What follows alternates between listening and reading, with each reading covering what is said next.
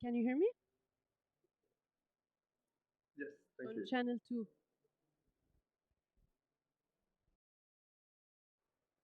سامعني بالغرفة. تمام. Okay. تمام. Okay, good afternoon everybody and no? Can you hear me? Yes. Channel 2. So if you cannot hear me, I'm on channel 2. Okay, perfect. Okay, good afternoon everybody and thank you for joining us. Just 1 second, we're checking that.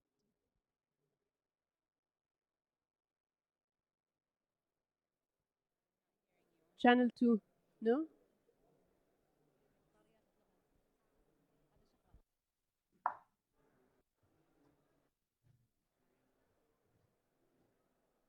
It's okay? You can hear me. Okay. Can you hear me online? Yes, we Okay, can. We very can good. hear you. Okay, good afternoon, everybody, and thank you so much for joining us today. Um, we're we're delighted. You can hear me? It's okay. Very good. Okay, we are delighted to have you all with us, both in person in the room and online. And a very warm welcome to my co-moderator, Afrouz Kaviani Johnson, who's joining me from New York. Hello, Afrouz. Thanks for joining us. My name is Jumana Haj Ahmed, and I'm the Deputy Representative for the UNICEF Gulf Area Office. I am honored to help guide this discussion on a very important topic that resonates deeply to all of us: children's rights and safety in the digital space. As we all know, the internet and digital technologies offer a lot of opportunities for children and adolescents to learn, to develop, to grow. But at the same time, these technologies and tools come with a lot of risks that require our attention and action. This session focuses on embedding children's rights and safety within the digitalization agenda, ensuring that the digital world becomes a safe space, a place where children are protected, but at the same time, they're learning, they're playing, and they're exploring. Today, we will be hearing from different countries. We will be hearing from different stakeholders, from different sectors about their efforts to make the digital space a safe space for children and adolescents.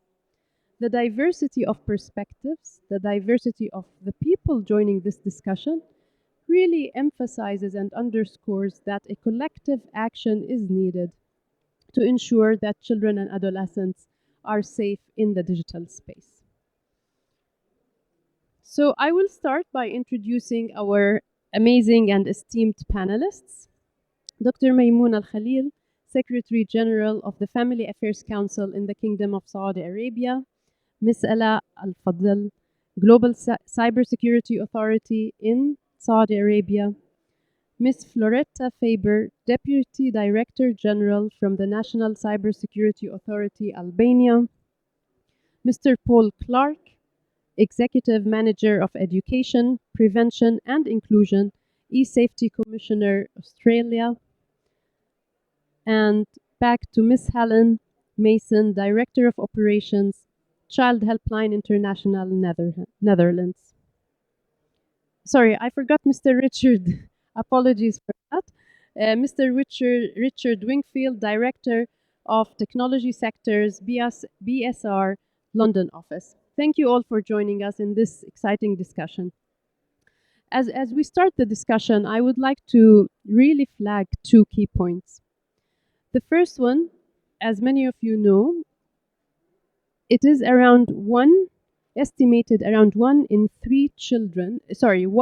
3 internet users worldwide is a child.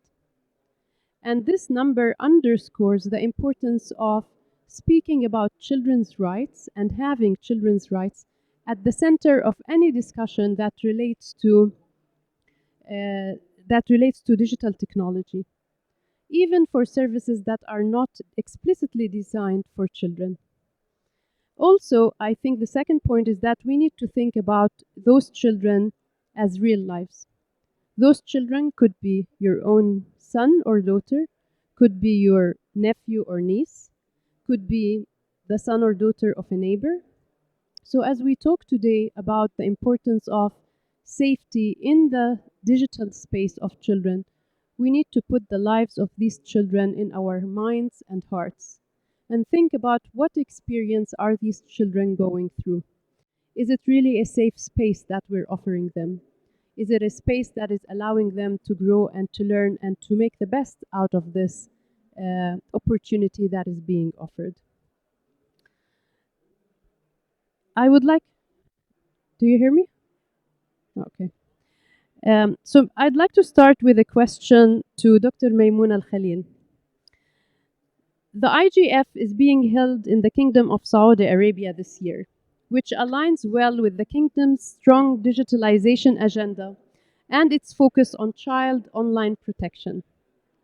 Could you share with us how the Family Affairs Council is integrating child online protection into the national agenda, into national policies, and coordinating with the different stakeholders and different departments? Thank you very much. I hope I'm audible to everyone. I'd like to start by thanking you for inviting me to participate in this dialogue and to share our national work here in the Kingdom on child online protection. There are numerous initiatives taking place today in Saudi Arabia from government agencies, NGOs, and private sector on child online protection to coordinate these efforts and to enable greater impact for these initiatives and to apply a holistic approach that covers all aspects of child online safety. The Family Affairs Council in 2023 launched the National Framework for Child Safety Online. This framework has four main areas, one being awareness, two being enablement, three being prevention, and four being protection. Now, there have been 10 tracks that have been put into place to achieve progress in these four areas. I will only give a few examples because I know we only have 4 minutes. But under awareness, for example, we have a track on school curricula where we will be working with the Ministry of Education to look at development of tailored material that targets specific groups of children, age-related, so that the material that is not there is created, and the material that exists is also revisited to embed some awareness information, and also to develop separate independent material to be accessible online at any time. Under enablement, for example, we have capacity building efforts to prepare teachers and parents mainly with the set of skills they require to detect any dangers that children might face online, and another track for integrated governance in order to have an integrated approach for the what children are exposed to online. Under prevention, we have a measure that is based on research and data in terms of looking at how can we do to prevent from the beginning any kind of issues that children might face online.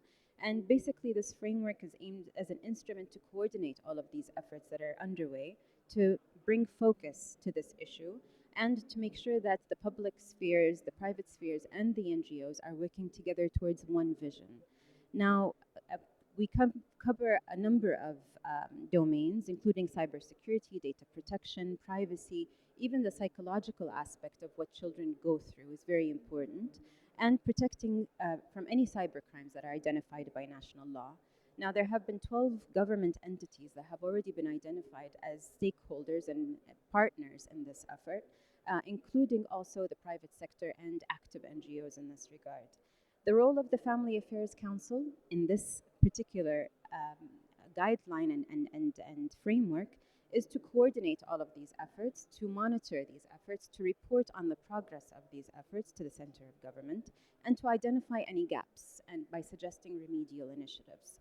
Now, our efforts probably focus on stakeholder coordination mainly, partnering with decision makers, educators, service providers, and to establish a government model that brings everyone together for the benefit of the child.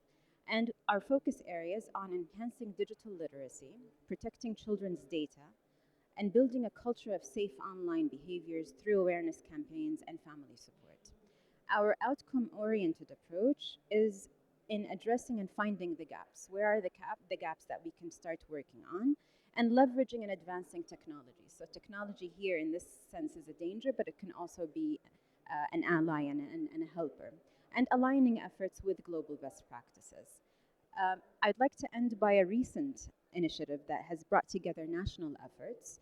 It was a Family Affairs Council-led national awareness campaign, but in actuality, what made it succeed was every entity that came and joined this campaign and that focused on promoting child online digital safety, promoting healthy digital practices and behaviors, and advocating for parental controls, artificial intelligence, reporting tools, support channels that are existing here in the kingdom, and shedding light and bringing them to the fore in every way we could, whether online or through the channels of other participating entities. The targeted segment in this particular campaign were teachers, parents, and caregivers. So this is just a snapshot of the framework, and I hope you enjoy. Thank you.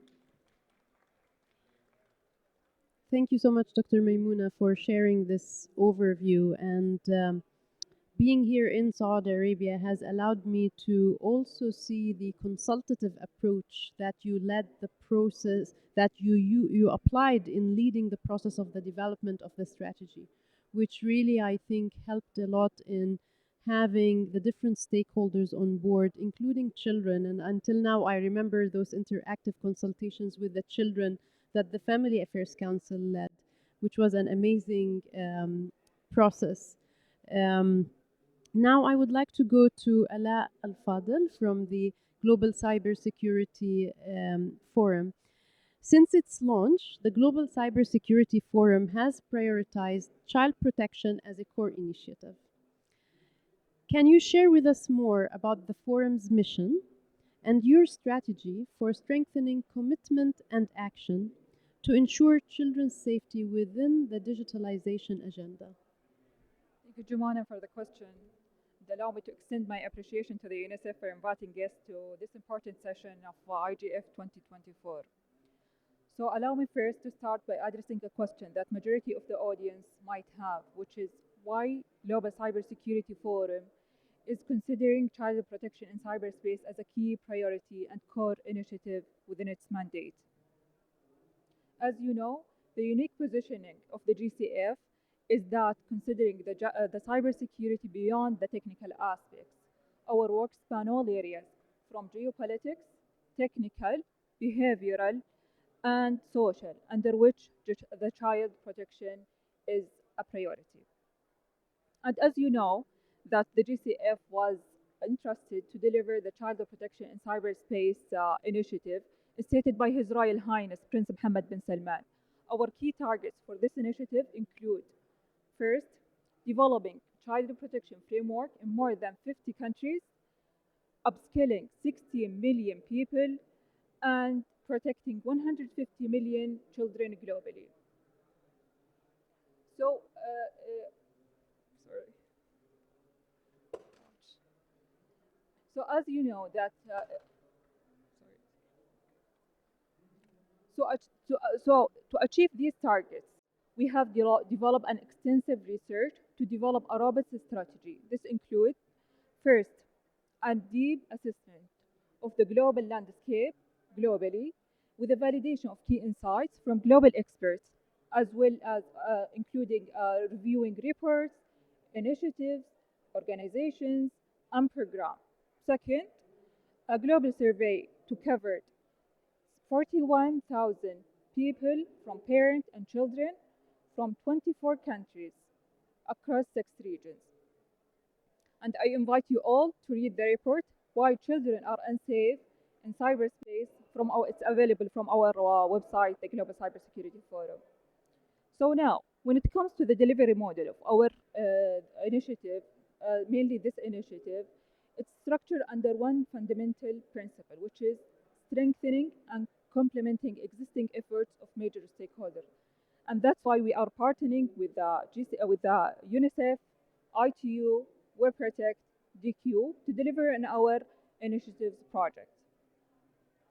Finally, to maximize the impact of this initiative, we conducted and organized in conjunction with the Global Cybersecurity Forum, the CBC Global Summit, in collaboration with our esteemed partners, and it was here in Riyadh last October. The summit was concluded with a 12 key recommendation for the global community. And I believe there is no better way to conclude than with a quote from His Royal Highness Prince Mohammed bin Salman in his welcoming statement to the participants of the GCF annual meeting at the CBC summit. It reads as follows: cyberspace is closely linked to the growth of economy, the prosperity of society, the security of individuals, and the stability of nations. Thank you.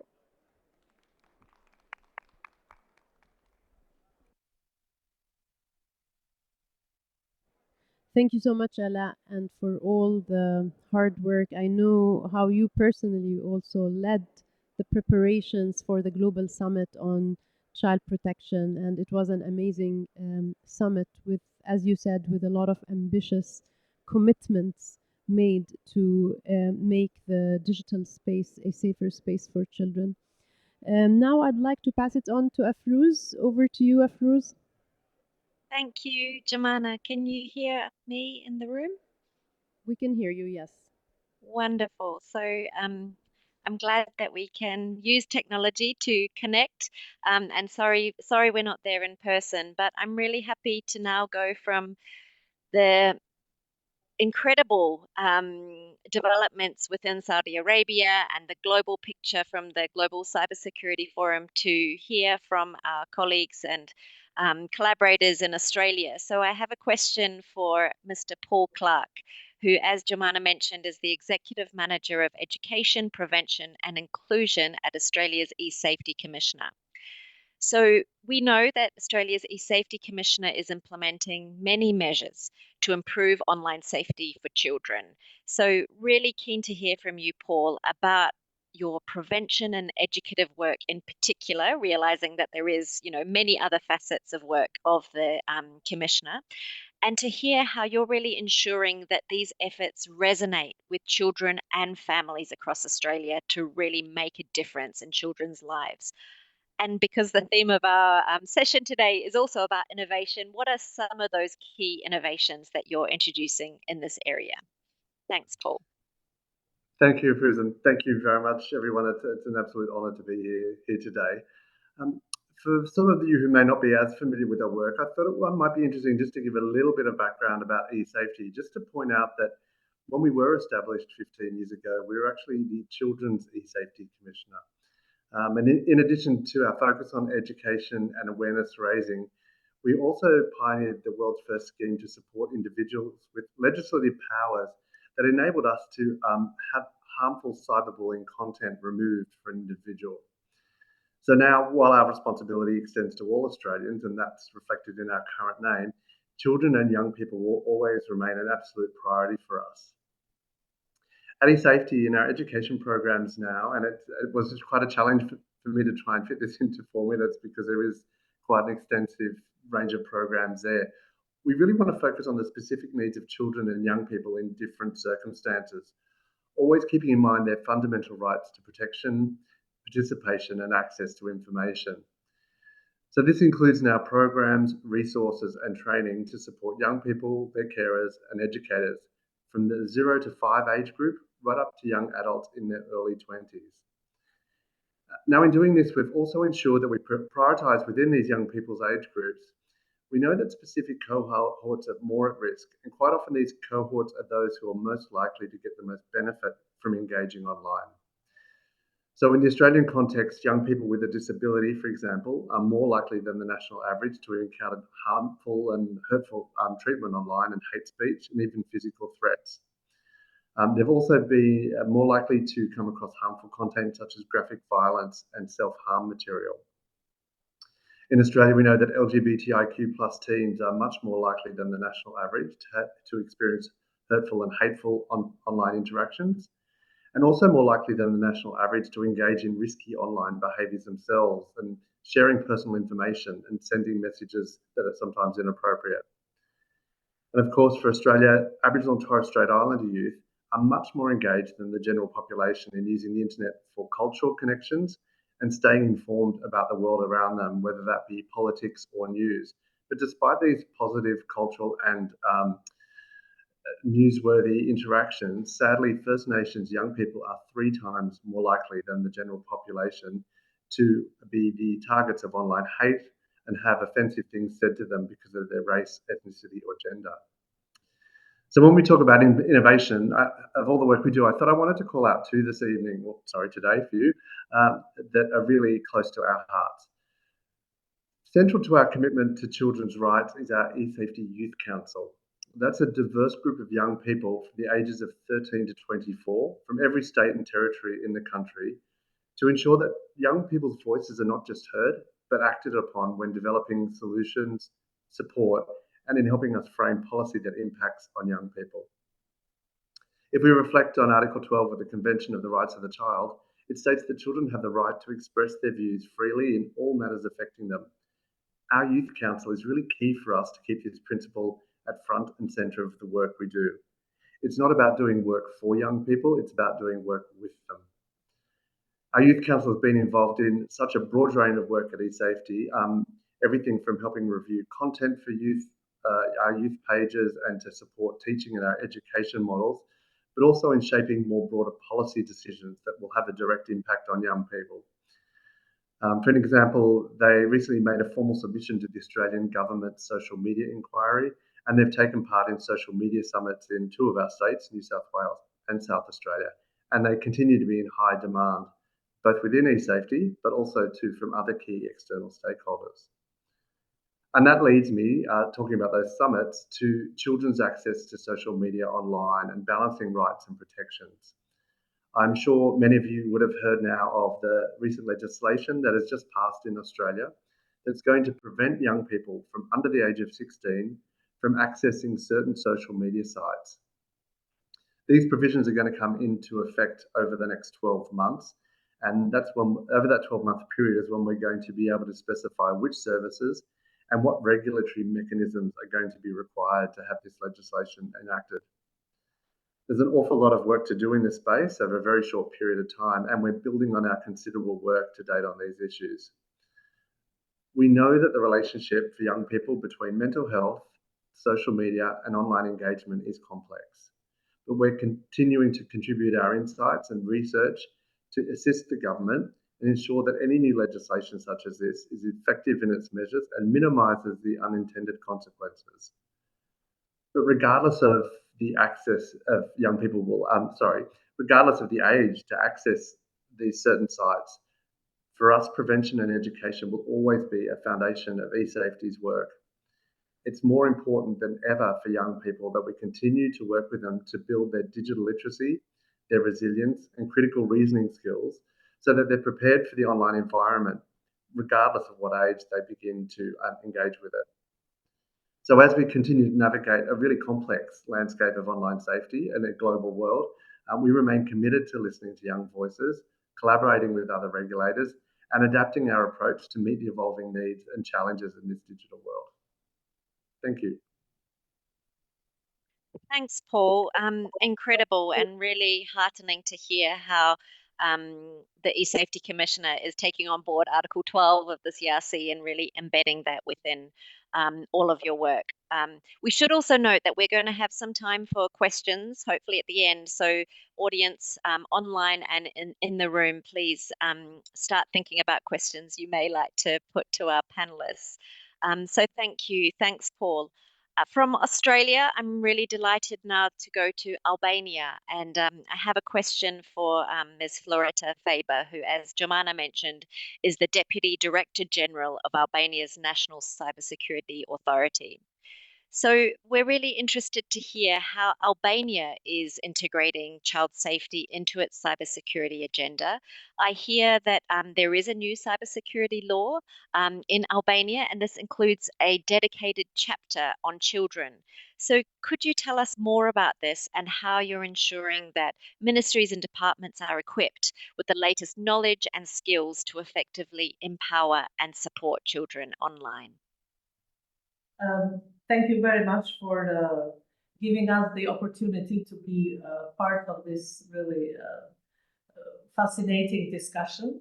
Albania is a small country, and we are very happy to be next to Australia now. And we have been involved. Really, the Albanian government is committed to securing a resilient digital future for the Albanian people, and especially for the young generation. And in order to realize this vision, of course, we are focused on strongly protecting our critical and important infrastructures, but also protecting children online. It is one of the main pillars of our work. The commitment is reflected in the inclusion of child online in the cybersecurity strategy for 2025. And we had it on the previous, but now more developed in the new law on cybersecurity, which you mentioned, which came into force this May. The new law on cybersecurity has tasked the National Cybersecurity Authority undertaking all the measurements, the cooperation and coordinating of the work with all the institutions which are responsible for safety and protection of children and young people online in order to create a safer online environment in Albania. This means preparing the new generation capable of benefiting from all the advantage of the new technologies and information technology, but also know the challenges of the new development and showing them that in today's world, the digital personality is of a high importance. In Albania, we have seen this in different ways in order to address the issue. First, in order to, we believe it's important to create a legal framework and the necessary mechanism that make all our government institutions, but also the civil society work together. When I say public institution, the National Cybersecurity Authority is coordinating the work, but State Police, Ministry of Education, State Agency for Child Rights and Protection, Audiovisual Media Authority, Electronic and Postal Communication Authority, People's Advocate, they are all play their own role in this field. We are trying to coordinate all the work that all the events that the institutions do in order to make sure that we cover the whole country with the issues on protecting children online.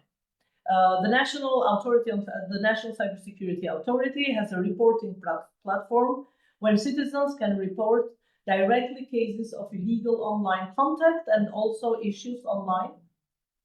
And last year we had a low number, but this year we have had over 250 cases which people have reported to us. So we all send those cases to the police. And in cases we have done a questionnaire with children, which we have met through the year in awareness in-person events. And we have found out that TikTok and Snapchat is the most used platform from the young people. And especially when we had issues with TikTok lately, we send our materials also to Audiovisual Media Authority, who's directly talking with TikTok in order to prevent cases of illegal contact. The NSCA has implemented a number of initiatives during the years in order to protect children online.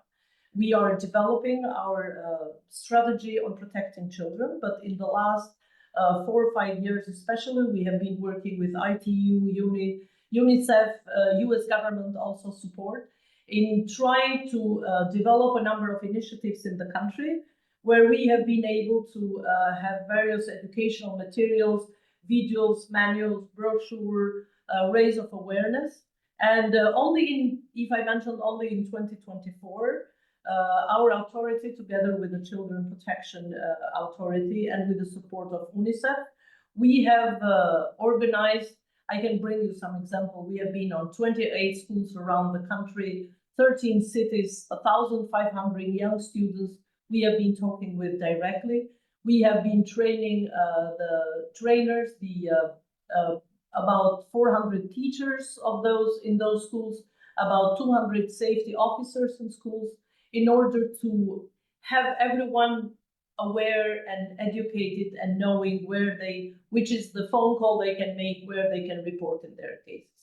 And we have organized a number of workshops and roundtables with different authorities, with teachers, representative from local government, from high-level government, in order for everyone to play a role. What are the changes needed to be done, and what is the awareness needed? We had some really cases of where kids had issues out of using the social media. And I can say that lately, when I say lately, like in the last month or two, we had the entire Albanian government addressing the issue for need of awareness in protecting children online. We are having a public discussion. It's open to all schools around the country, talking with teachers, parents, and students how to address the issue. We have had our Prime Minister, Edi Rama, who has been talking in a number of those consultations addressing the issue. And we are trying to find what's the best way to address the issue. Now, we are also talking, are we closing TikTok and Snapchat in Albania? But what we're determined to doing is really to address the issue. Whatever is the best way to have our kids online, it's as you said, our kids, our nieces, and then our nephews. If I quote the Albanian Prime Minister, he said there is no solution if there is no direct involvement in family, schools, both parents and teacher, and of course all the government institutions, in order to increase, expand, and expand the safety parameter for our children. One new item I would like to add: we believe that international collaboration for protecting children online is absolutely important. On top of the events that will continue next year in February on the day of Internet of Children on Safety Online, we're cheering an event with 13 countries from Southeast European Cooperation Process Initiative, in order to speak, not only sharing the experience, but try to share the resources we have for protecting children online. And in the process, I am happy to see that, in a way, the same as Australia, we have seen that online protection of children is not enough. In the new strategy 2530, we're putting the protection of all citizens online with a special emphasis in the special chapter, because we understand that in particular children, teachers, safety officers should be equipped with necessary knowledge, but also underrepresented groups is very important to be involved in all our work. We have started already doing events, but the new strategy is going to have a more organized framework on how to speak with people with different disabilities, Roma community, LGBT, Down community, people over age 65, and all those groups. So thank you very much for giving us the opportunity to share some of our experiences. Thank you so much, Loretta. That was amazing. And I know that it was a hard task that we gave everyone to try and, synthesize the developments in 4 minutes, but really fantastic to hear the accelerated progress, I think, particularly in recent years, and just the whole of society effort that is being led in Albania. Thank you. So from Albania, I'm really happy now to introduce again Mr. Richard Wingfield to give us a different perspective from his organization, which is BSR, Business for Social Responsibility. So, Richard, really interested to hear about your work with companies. So there's been a couple of mention of some tech companies so far. And just to hear, what are the gaps and promising trends that you are seeing in relation to current industry practices when it comes to children's rights and technology? Over to you, Richard. Great. Well, thank you so much for inviting us. And I'm really glad to be able to talk about our experience. So for those of you who are not familiar, BSR is a global nonprofit, and we work with companies to turn human rights principles and laws and standards into practice using the framework of the UN Guiding Principles on Business and Human Rights. And as part of our human rights work, we're increasingly being asked by companies to integrate respect for children's rights into their products and services, but also their broader business and corporate responsibility strategies, processes, and plans. And we've worked with UNICEF and a number of other actors over the years with our member companies, and we have over 300 of the world's largest companies who are members and others. And the last few years have definitely seen an increasing interest in ensuring that children's rights are protected in the digital environment. And that may come from regulatory requirements, such as the Digital Services Act or the Online Safety Act in the EU and the UK, which talk about looking at risks to children and the protection of fundamental rights. It could mean undertaking children's rights impact assessments. It could mean looking at how companies are using their reporting and disclosure obligations. In all of these different ways, companies thinking about the importance of protecting children and the rights of children as part of their broader human rights responsibilities when it comes to technology and the digital environment. So I've tried to put together a few of the promising trends and then a few of the gaps to try and answer your question as helpfully as possible. The first promising trend is that the approaches that we're seeing companies take to protecting children online are definitely evolving and becoming more sophisticated. So historically, we saw largely that efforts were focused on just parental controls. So really just giving parents the sort of the power to control their children's online experience and sort of putting all of the effort and emphasis onto parents. This is still helpful, definitely, but we're seeing more sophisticated approaches taken. So these can mean things like different kinds of content classification for different age groups of children, promoting digital safety education and how to use technology and products safely, undertaking more risk assessments of new features and services and thinking about how they will affect children, introducing different controls and access requirements for different age groups based on the development stage of children. So just becoming a lot more sophisticated in the techniques that are used to try to keep children safe online while still protecting their rights. We're also seeing new regulation really driving a lot of efforts, and I mentioned some examples a moment ago. So we're seeing in the EU, for example, the Digital Safety Act requires large online platforms and search engines to consider risks to children, including to children's rights, and to undertake risk assessments of changes to their products and services as well. In the UK, our Online Safety Act, which is now coming into force, also forces companies to think about risks to children and particularly experiences of harmful content or behaviour online. The Australian Online Safety Act and some of the regulatory developments in Australia have also been referenced. And I know the role of the e-safety commissioner has sort of been an example to many regulators around the world in terms of its approach to keeping children safe online. And then finally, we're also seeing more companies do children's rights impact assessments. So these are specific targeted assessments as new products and features are being developed to really think about how they may impact upon children's rights as set out in the Convention on the Rights of the Child, and then to take steps to mitigate risks to children as they're finalised. There are still some gaps, one of which is that at the moment, the impacts on children online have very much been driven largely by safety considerations. And while this is incredibly important, it's also important to remember the opportunities to promote and advance children's rights that come through technology. And so thinking about how you integrate considerations around protecting children's right to freedom of expression, their right to privacy, and other important fundamental rights as part of these assessment processes is an area where we think more work could be done. We're also seeing that assessments are generally focused on a lot of very well-known high-profile issues. For example, things like children's sexual abuse material, bullying, and so forth. And what we would like to see, I think, is a greater emphasis and a more holistic approach to the full ways that children can be impacted online, and so that greater attention is paid to some of the lesser known issues. For example, the way that children might be exploited in supply chains or forced labour issues, the protection of children's privacy online as well. And the other gap that I think I want to highlight is at the moment we still don't have enough transparency. So a lot of companies are undertaking this work, but it's not necessarily made public. We know that a number of companies have concerns around disclosing information because of legal liability risks or reputational risks.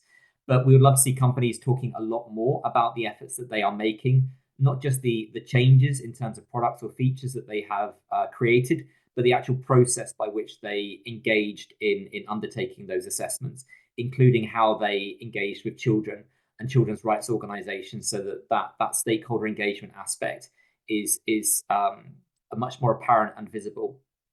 We'd also finally maybe like to see a bit more data, being produced by companies. So we know that there is an increasing emphasis by regulators on certain metrics around, for example, types of harmful content.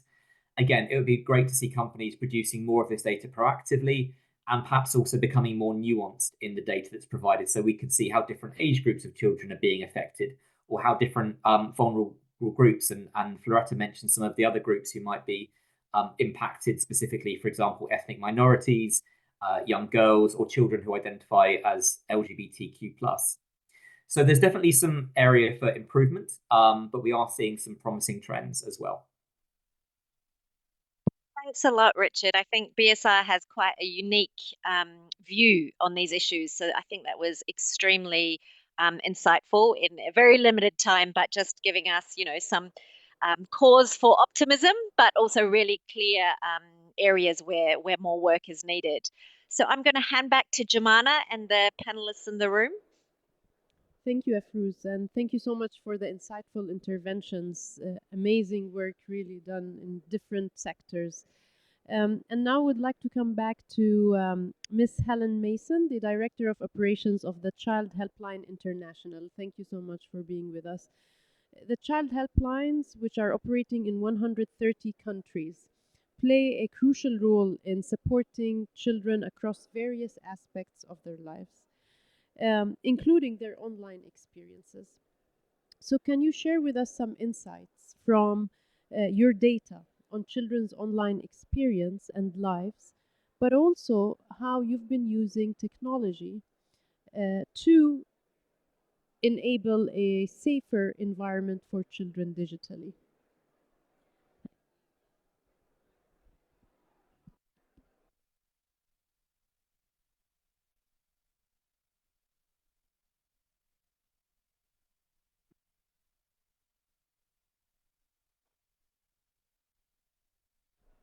Thank you and good afternoon. That's better. Well, it's been a pleasure to be on this esteemed panel with my fellow panelists today, and thank you very much for the invitation. Yes, I will answer the question. Thank you very much for the question. But I'd also like to start by, start by talking about the characteristics of child helplines. That child helplines are response mechanism for children and young people in any aspect of their lives, and also a preventative mechanism as well. And I also want to highlight that I think that while the legislation is changing, by any of the accounts we've heard today, we're still designing retroactively for the online space in regard to children's rights, and that's very much evident in our own work. To mention here as well that child helplines are key to the response to online harms as part of the We Protect model national response. And to that effect, over the last years, we've been developing different methods and capacity buildings around this type of issue that might come through to a child helpline. That means capacity building for our members. It also means around data frameworks, collecting data from our members on these types of issues. So regarding the question and regarding the data that's collected by our child helpline members, important to say perhaps that it's a unique resource, the data that we collect directly from the voices of children, in the sense that it's also a byproduct really of the conversations that go on between children and young people and child helpline counsellors. And collecting that data and being able to collect that data in a timely fashion is really crucial to the way we can use that information to amplify children's voices. So suffice to say that technology's had a huge impact on that particular aspect of our work in terms of data capture, data analysis, and also now looking at, for example, AI tools to analyze the chat information that comes through from child helplines, from children to child helplines. So in terms of the actual data we collect, of course, it can provide a unique insight into the lives of children, and it can be a very robust data source in terms of help-seeking behaviour. And we do believe that it should form part of policy and programming, national, regionally, and globally. I would like to state that the most common reason for children and young people to contact a child helpline is mental health, first and foremost, and violence, secondly. And those are 32% and 24% of counselling contacts, respectively. So We can also state that based on the data we collect, that girls are more likely to contact child helplines than boys, with 52% of contacts coming from girls.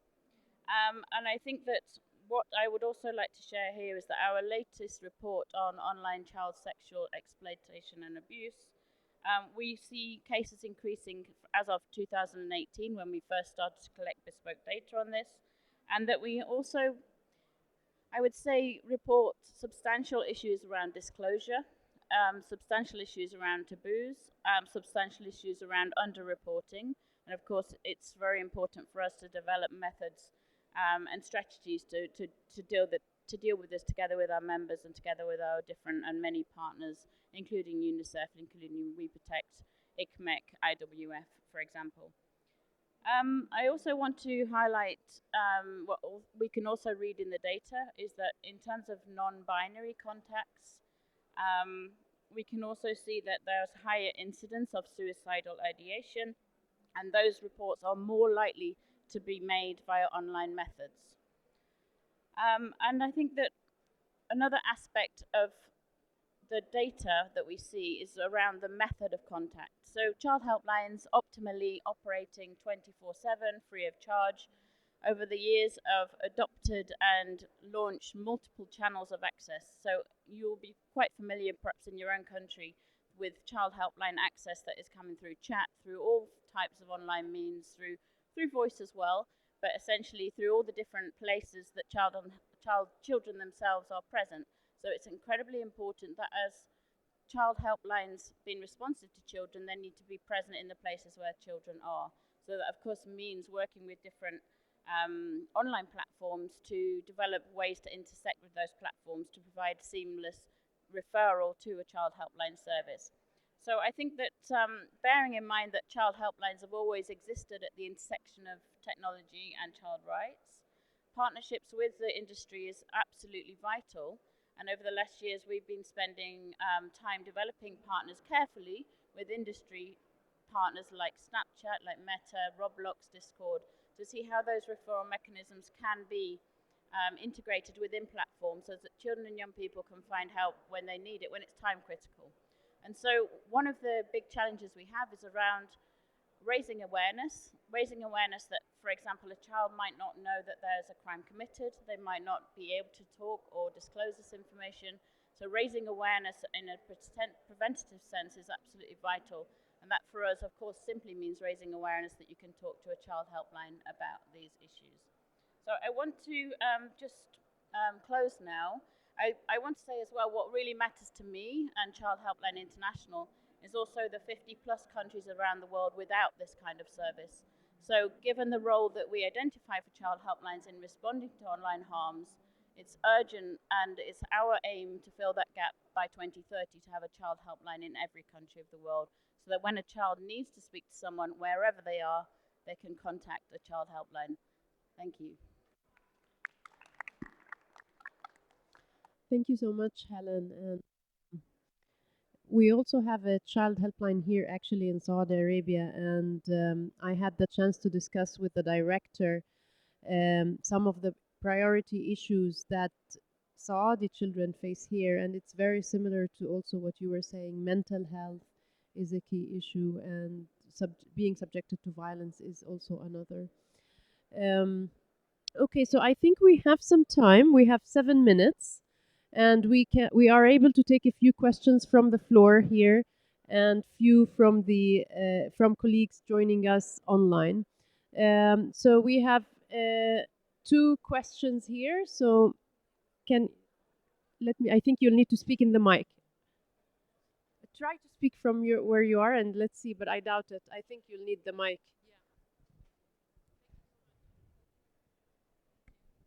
Hello. My name is Vicky Harisi. I'm from Harvard University and I work on artificial intelligence and child's rights.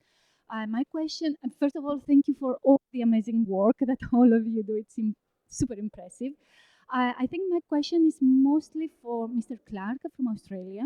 And I'm very curious to hear if you have tried to collect any data about adolescents reaction on your government's decision to ban some social media platforms from them.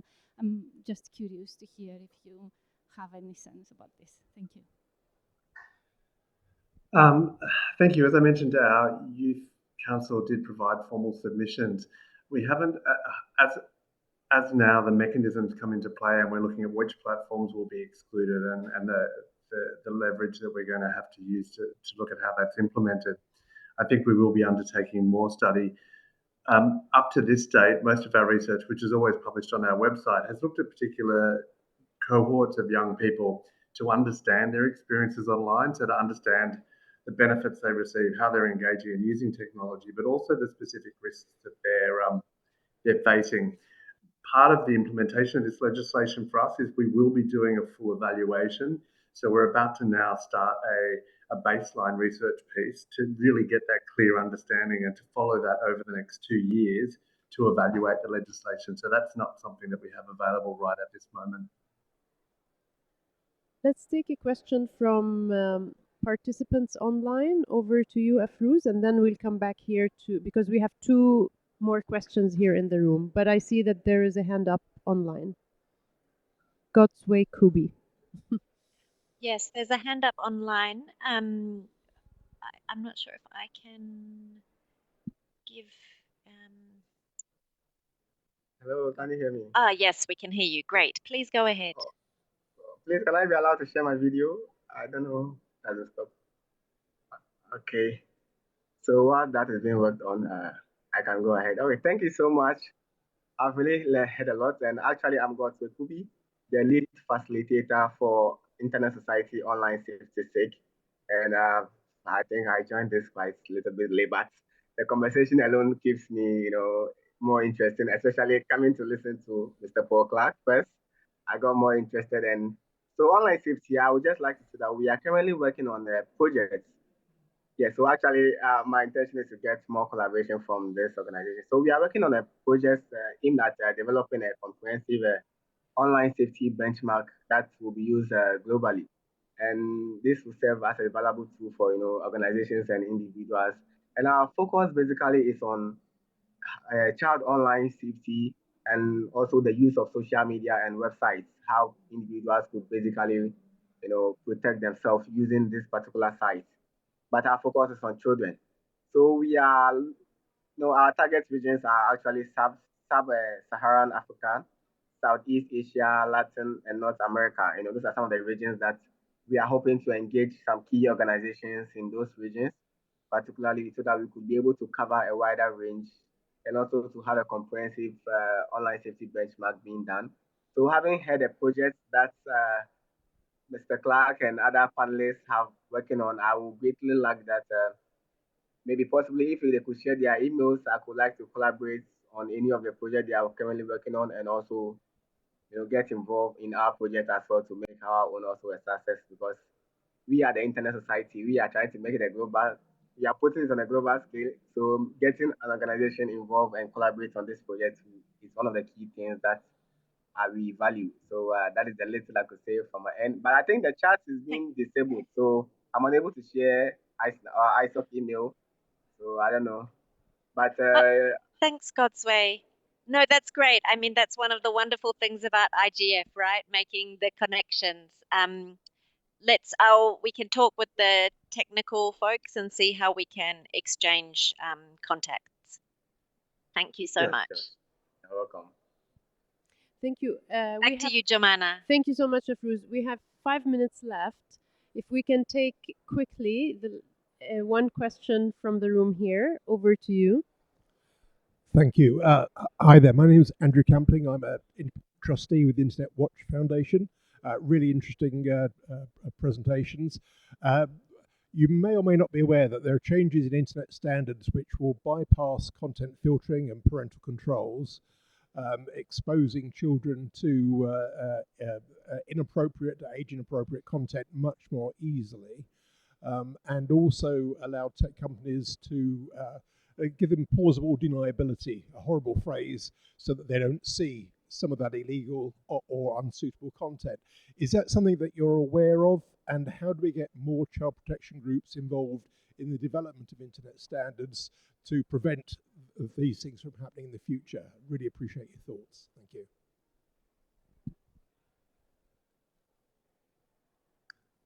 To take I'm this happy to jump question? in. Yes, please go ahead, Paul. Sorry, I was just going to jump in with two quick points around that. One of the key things we push, initiatives we push in Australia, is safety by design.